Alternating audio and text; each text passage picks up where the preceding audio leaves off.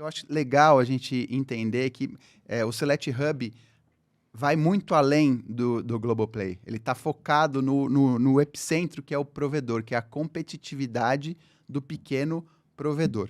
Por quê? O que aconteceu no Brasil, nos últimos anos, talvez o Brasil seja um dos únicos países do mundo, né, Fábio, Sim. que você consegue ter ou seja, um país com dimensão geográfica gigantesca, né, que para você ter infraestrutura de telecom, de internet, nem se chegar o cara mais, nem se o Elon Musk ou o cara mais rico do mundo decidir que ele vai botar todo o dinheiro dele aqui para todo mundo ter internet, não dá. Né? Nem se o maior banco resolver investir bilhões, ele não vai chegar, porque a grande maioria das regiões ou não se paga, ou se ele tiver que investir um monte ali, não vai ter densidade de pessoas necessária para que aquilo seja viável. Então, isso fez com que os pequenos provedores, ou seja, o brasileiro, isso é o mais legal, o brasileiro, através de N perfis de pessoas, então você não tem provedores executivos ou muitos que não tiveram nem a oportunidade de estudar, mas são empreendedores com coragem, viram oportunidade e foram fibrando ou levando a necessidade para a casa das pessoas. Então, se você olhar o mercado de necessidade, por exemplo, o que é mais necessário? A internet já virou necessidade pura, porque se você não tem internet em casa, você está fora do contexto social. Mas vamos dizer assim, para a gente viver, a gente precisa de água, primeiro é água, comida, luz, né? E internet. Então, hoje, se você não tem internet, você muitas vezes não consegue um emprego, você não vai conseguir estudar, você não vai conseguir se comunicar com as pessoas, você não vai conseguir conhecer gente, você não vai conseguir manter os seus relacionamentos e por aí vai. E o que é muito legal e impressionante nesse mercado aqui? Geralmente, esses negócios de necessidade nos países sempre estavam na mão de quem? Do governo, né? E, por exemplo, em muitos países, como no Brasil, foram feitas privatizações, ou seja, o governo tinha infraestrutura inteira de telecom, o governo tem infraestrutura inteira de energia. E aí, com as privatizações, geralmente quem entra no comando? Quem tem mais grana. Então, quem comanda aqui? Os gringos, sei lá, vamos pegar o exemplo da Telecom.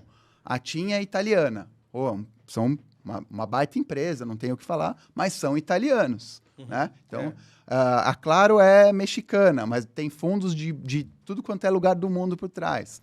A Vivo é espanhola, é telefônica.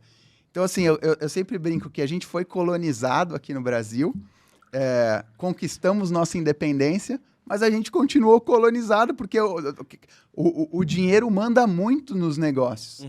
E aí você pega um setor como de provedores que aconteceu algo mágico, ou seja, a união ou o esforço de pequenos brasileiros em vários lugares criaram um conjunto, um coletivo que ficou muito mais forte que tudo. Então, o propósito da Select Hub, ou seja, por que eu, o Fábio, a Jane, a Melissa, todo mundo que está aqui, todo o time de... Quantas pessoas hoje, Fábio? Mais de 100 pessoas. Mais de 100 pessoas. O que nos dá... Assim, por que a gente acorda todo dia com muita vontade de fazer esse negócio acontecer? Porque a gente está trabalhando para que o pequeno e médio provedor seja competitivo. O que isso significa?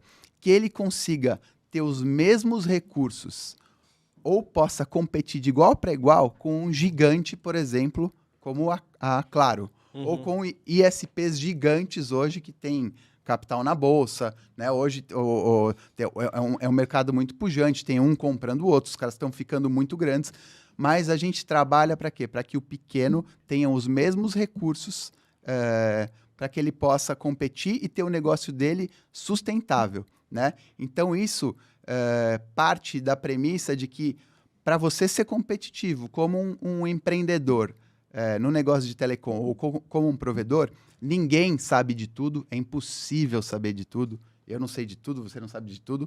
E o empreendedor independente é um verdadeiro guerreiro, porque o cara tem que entender de contabilidade, aí ele começa a crescer, ele tem que entender de tributação, aí ele é um cara técnico que começa a ter que contratar gente, e é difícil pra caramba lidar com pessoas. E aí ele começa a ter que ver qualidade do atendimento, além da tecnologia. e aí agora não é mais panfletar, e é cuidar de marketing digital, de Google Ads, de Facebook Ads, e ele precisa ter uma marca muito legal, porque ele está competindo com o cara que põe a Anitta e o Neymar na televisão.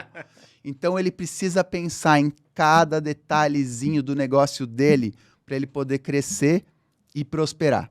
Então a Select Hub é sobre isso. E como que a gente chegou até aqui, que eu acho que essa é a história mais interessante. O meu amigo Fábio aqui, ele já está nesse mercado há muitos anos, né? Há muito tempo, desde antes de fibra, né? Sim.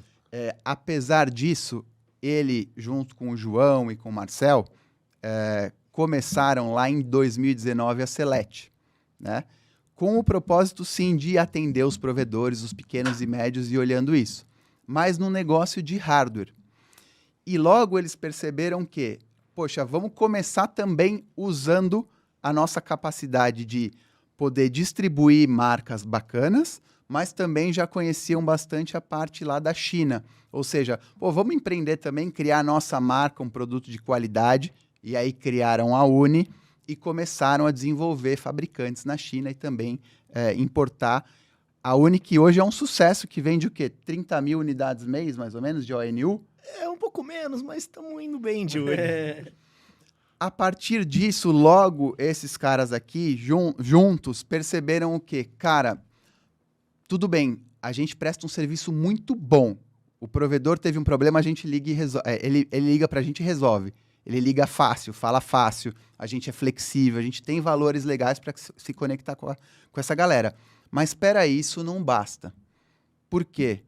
Porque o negócio do provedor é um negócio que exige capital intensivo, ou seja, grana intensiva. Eu crio lá uma rede, eu começo a buscar assinantes, cada um do seu jeito, começo a ter receita mensal, né, R$100, R$80, e até isso se pagar demora, só que a concorrência é gigante e vão surgindo oportunidades. Então o provedor começa a morder a mesa. Pô, eu poderia ir mais, eu já fiz mais, e isso demanda dinheiro.